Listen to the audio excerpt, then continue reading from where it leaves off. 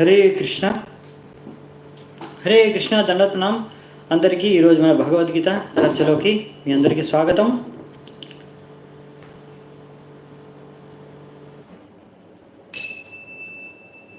మనము జయ రాధా మాధవ కీర్తన చేసుకుందామంట. జయ రాధ మాధవ కుంజ బిహారీ गोपी जना वल्लभ गिरिवरधारी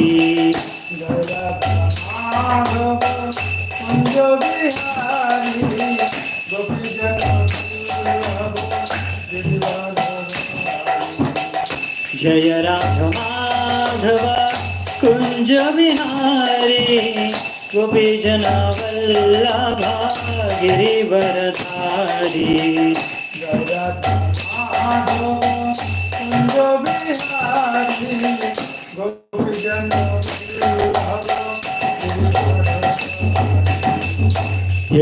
यशोदनंदन व्रज जन रंजन यमुन तीरवनचारी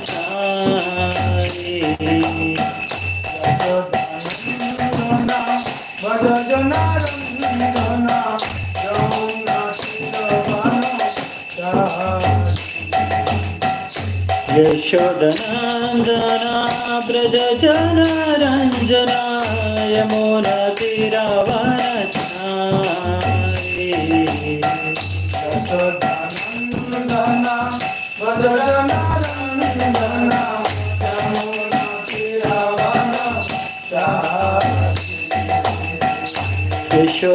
यशोदनंदना ब्रज जन रंजना यमुना तीरवनचारी यशोदनंदना ब्रज जन रंजना यमुना जय राधा माधव कुंज बिहारी गोपी जना वल्लभ गिरिवरधारी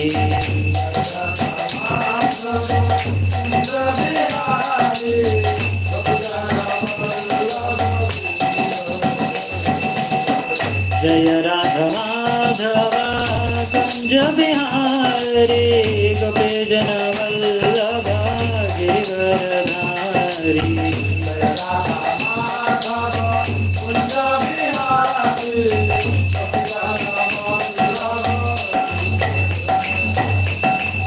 हरे कृष्ण कृष्ण कृष्ण हरे हरे हरे राम राम राम हरे हरे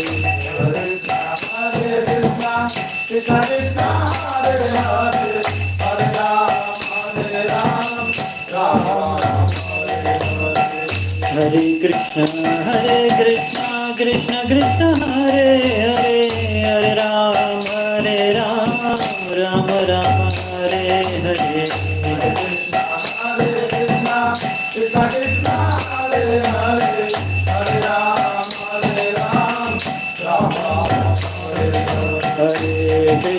कृष्ण कृष्ण हरे हरे हरे राम राम राम हरे हरे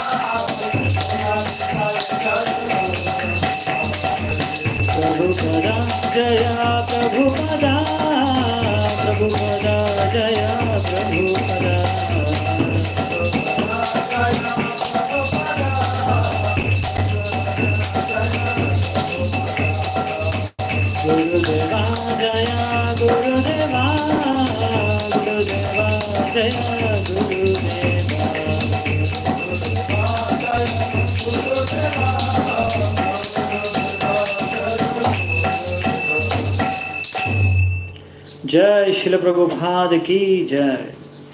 हरिनाम संकीर्तनं की जय। समवेत गौर भक्त वृंद की जय। निजाय गौर सीतनाथ प्रेमानंदे हरि हरि बोल। समरము మంగళాచరణ చేసుకుందామంట। ఓం అజ్ఞానతిమిరంధస్య జ్ఞానాంజనాశలాకయా చక్షోరన్మిళితం येन తస్మై శ్రీగురవే నమః। श्रीचैतन्यमनोभीष्टं स्थापितं येन भूतले स्वयं रूपः कदा मह्यं ददाति स्वपदान्तिकं। वन्देऽहं श्रीगुरो श्रीयुतापदकमलं श्रीगुरून् वैष्णवांश्च श्रीरूपं साग्रजातं सहगना रघुनाथान्वितां तं सजीवं साद्वैतं सावधूतं परिजनसहितं कृष्णचैतन्यदेवं श्रीराधा कृष्णपादान् सहगणललिता श्रीविशाखान्वितांश्च। नमो ॐ विष्णुपादाय कृष्णप्रेष्ठाय भूतले श्रीमते भक्तिवेदान्त स्वामिनिति नामिने। नमस्ते सारस्वते देवे गौरवाणी प्रचारिणे निर्विशेष शून्यवादी पाश्चात्यदेशतारिणे। नमो महावदन्याय कृष्णप्रेमप्रदायते कृष्णाय कृष्णचैतन्य नामिने गौरत्विषे नमः। हे कृष्णा करुणा सिंधु दीनबंधु जगत्पते गोपेश गोपिका कांता राधा कांत नमोस्तुते। तप्त कांचन गौरांगी राधे वृंदावनेश्वरी वृषभानुसुते देवी प्रणमामि हरिप्रिये। नीलाचलनिवासाय नित्याय परमात्मने बलभद्रसुभद्राभ्यां जगन्नाथाय ते नमः। वाञ्छाकल्पतरुभ्यश्च कृपासिन्धुभ्येव च पतितानां पावनेभ्यो वैष्णवेभ्यो नमो नमः। जय श्री कृष्ण चैतन्य प्रभु नित्यानंद, श्री अद्वैता गदाधर श्रीवासादि गौरभक्तवृंद। हरे कृष्णा कृष्ण कृष्णा हरे हरे, हरे राम राम राम हरे हरे। हरे कृष्ण భక్తులందరికీ స్వాగతం మన ఈరోజు భగవద్గీత చర్చలోకి. సో మనం నిన్న 6వ అధ్యాయాన్ని పూర్తి చేసుకున్నామండి. భగవద్గీతలో నిన్న 6వ అధ్యాయం వచ్చేసి ధ్యాన యోగం. ఆ ధ్యాన యోగాన్ని మనం పూర్తి చేసుకున్నాము. సో నిన్న మనం చర్చించుకున్న విషయంలో ఆ ధ్యాన యోగం గురించి కృష్ణుడు చెప్పిందంతా విన్న తర్వాత అర్జునుడు ఏమంటాడంటే, ఇది నాకు సంభవం కాదు, ఎందుకంటే మనస్సు చాలా చంచలం హి మనః కృష్ణ ప్రమాతి బలభద్రుడం. సో అందుకనే మరి కృష్ణుడు దానికి ఉపాయంగా మరి ఏం చెప్తాడండి? 2 విషయాలు చెప్తాడు దానికి సొల్యూషన్. ఈ ప్రశ్నకి, అర్జునుడు అడిగిన ప్రశ్నకి కృష్ణుడు జవాబిస్తారు. నిన్న ఏం చెప్పారు కృష్ణుడు? ఉపాయం ఏం చెప్పాడు మరి? చంచలం హి అంటే కృష్ణుడు కూడా ఒప్పుకున్నాడు. అవును, అసంశయం మహాబాహో మనోదుర్నిగ్రహం చలం, చాలా కష్టం మనస్సుని నిగ్రహించుకోవడం, కానీ అది సంభవం. ఎలా సంభవం? అభ్యాసేనతు కౌంతేయ వైరాగ్యం. ఎస్, అభ్యాసం మరియు వైరాగ్యం మాతాజీ చెప్పారు, లక్ష్మీప్రియ మాతాజీ. సో ఎస్, ఇప్పుడు ఇంకా వేరే వాళ్ళు కూడా చెప్తున్నట్టున్నారు ఆన్సరు. కరెక్ట్, అవునండి. అభ్యాసం ఇంకా వైరాగ్యం అంటే మనం అభ్యాసం చేయాలి. సాధన భక్తి, మనకు సాధన అంటే భక్తి యోగంలో ఇదే తత్వాలు మనకు కూడా వర్తిస్తాయి కదండి. ఇదే సిద్ధాంతం ఏదైతే నేర్చుకుంటామో అది చేంజ్ అవ్వదు. సో మనకి ఇక్కడ మన దాంట్లో కూడా భక్తి యోగంలో మనము ఈ యొక్క ఆసక్తితో ఎప్పుడైతే భగవంతుడికి వివిధ రకాలైన సాధన భక్తితో సేవ చేసుకుంటామో అలాగే మనకు వైరాగ్యం అప్పుడు సహజంగానే మనకి ఈ యొక్క భౌతిక వస్తువులపైన వైరాగ్యం పుట్టుకొస్తుందంట. సో ఇదండి, ఈ విధంగా మనము నేర్చుకున్నాము. ఇంకొక ప్రశ్న, మరి నేను ఒక్కొక్కసారి మర్చిపోతాను ప్రశ్నలు అడగడం, అందుకే ఈరోజు గుర్తుంది. సో ఇంకొక విషయం అడుగుతాను. మరి అర్జునుడు అంటాడు, సరే అభ్యాసం చేస్తాము, ప్రయత్నిస్తాము ఈ యోగ సంబంధించి, ధ్యాన యోగం సంబంధించి, కానీ తత్వాలు ఎప్పుడు మనకి ఒకటే కనుక యోగ పద్ధతులు, ఆధ్యాత్మిక యోగ పద్ధతులు. సో అప్పుడు అర్జునుడు అంటాడు, ఒకవేళ ఈ యోగ పద్ధతిలో ఒక వ్యక్తి సాధన చేసిన తర్వాత కొన్ని సంవత్సరాల తర్వాత కొంత సాధన చేసిన తర్వాత ఏదో కారణంగా చేయలేకపోయి పతనమైపోతే అప్పుడు మరి ఆయన గతి ఏమిటి? ఏ గతి లేని వాడు అవుతాడా? అంతా చేసిన ప్రయత్నం అంతా వృధా అవుతుందా అన్నదానికి మరి కృష్ణుడు ఏం సమాధానం ఇచ్చాడండి? మీకు గుర్తుందా? No loss. కరెక్ట్, ఏమాత్రం నష్టం లేదు. మరి ఎలా? కృష్ణుడు ఇంకా ప్రత్యేకంగా చెప్పాడు వాళ్ళకి ఏ విధమైన భవిష్యత్తు ఉంటుందో అని. పుణ్య లోకాలకి వెళుతారు. ఎస్, మాధవ్ కుమార్ ప్రభు కరెక్ట్.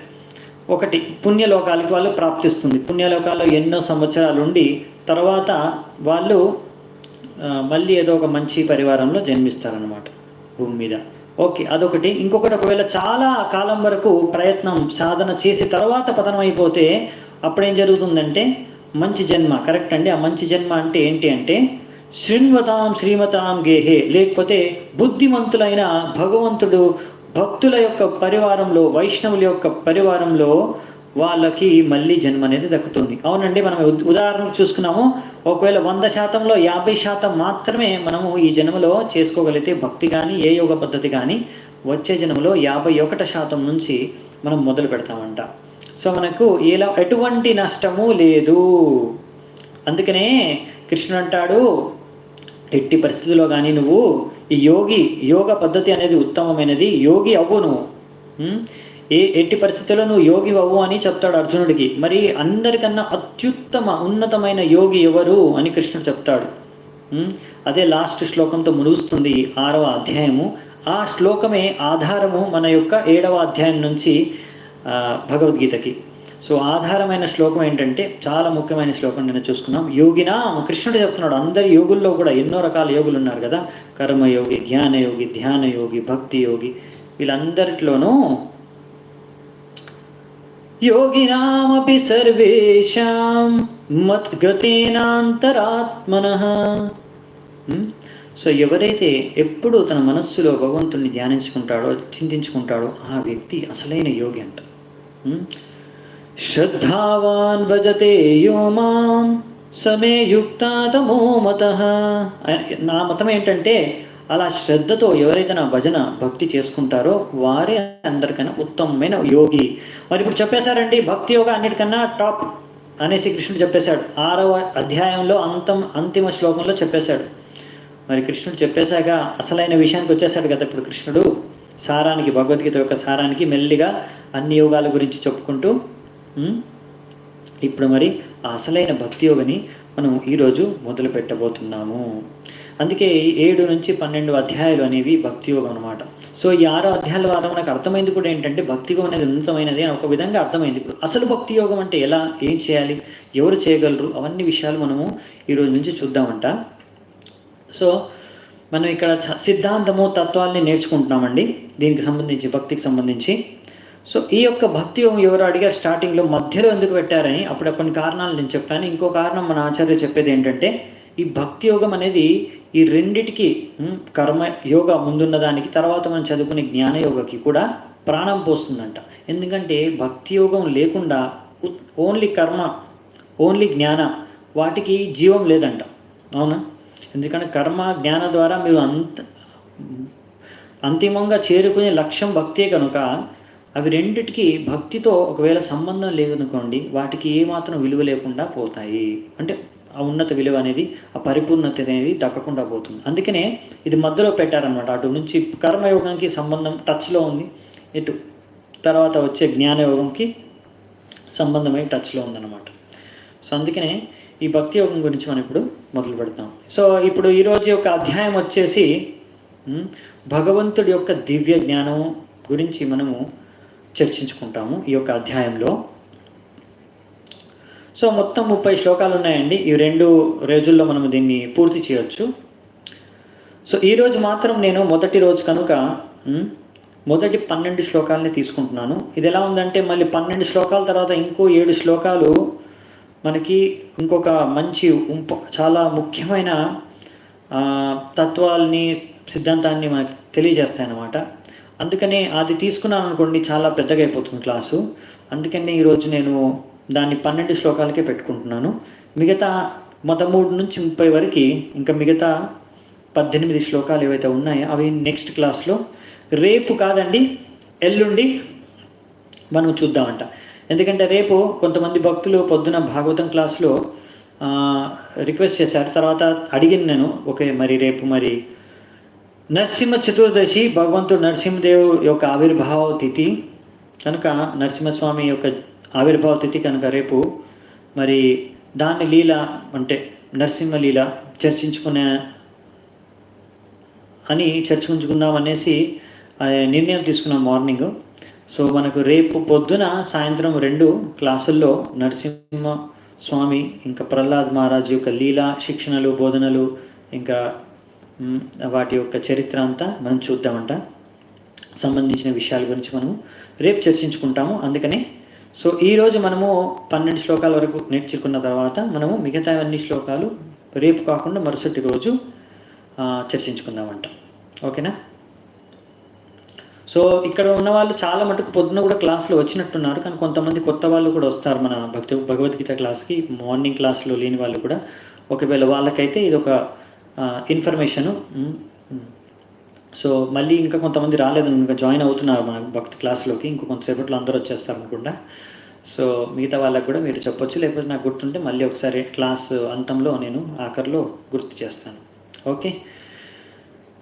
సో మనము ఇప్పుడు 3 భాగాలు ఉంటాయి భగవద్గీతలో. మొదటి భాగం మొదటి 6 అధ్యాయాలని పూర్తి చేసుకున్నాము. ఇప్పుడు 2వ భాగం 7వ అధ్యాయం నుంచి మొదలు పెడుతున్నాము. సో ఇప్పటివరకు మనం భక్తి యోగ అన్నాము. ఈరోజు భక్తి యోగం నుంచి ఇది స్టార్ట్ చేస్తాము. మొదటి శ్లోకం నుంచండి.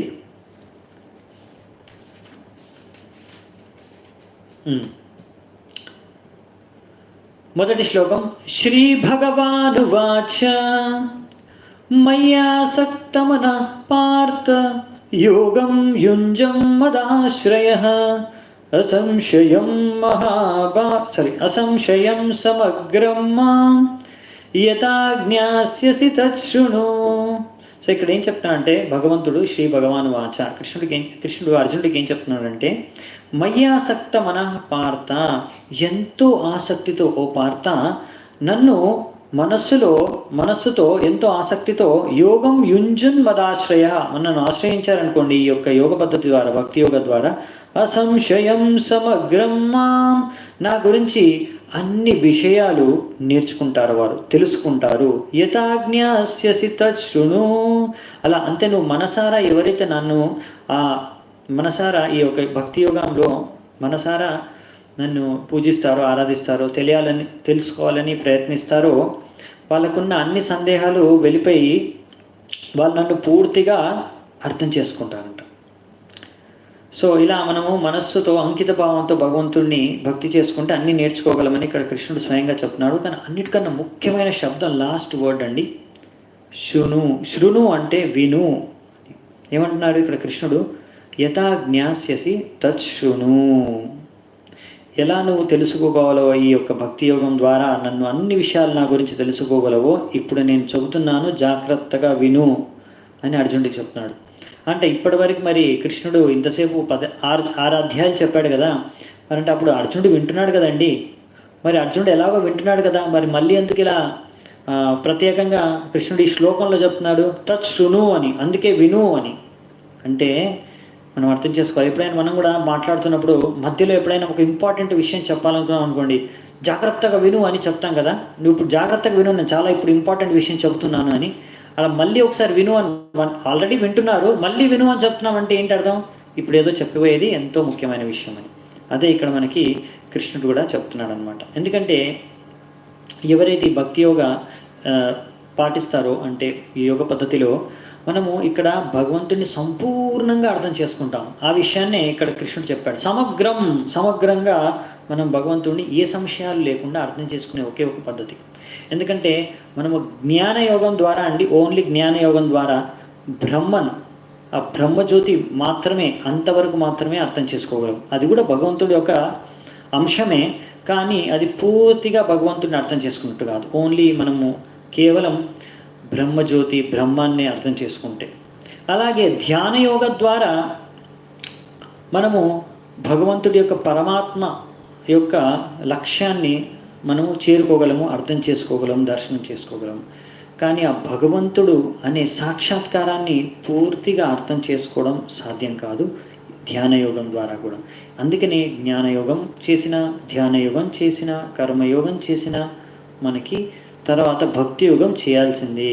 భక్తి యోగం సాధన ద్వారానే మనం భగవంతుడిని సంపూర్ణంగా అర్థం చేసుకోవాలి. అంటే భక్తి యోగం లోపల, అందుకే మనం చాలాసార్లు చెప్పాము, నిన్న మొన్న కూడా చర్చించుకున్నాము, ఈ జ్ఞాన, కర్మ, ధ్యాన అన్నీ మనము కవర్ అయిపోతాయి అన్నమాట ఇందులో.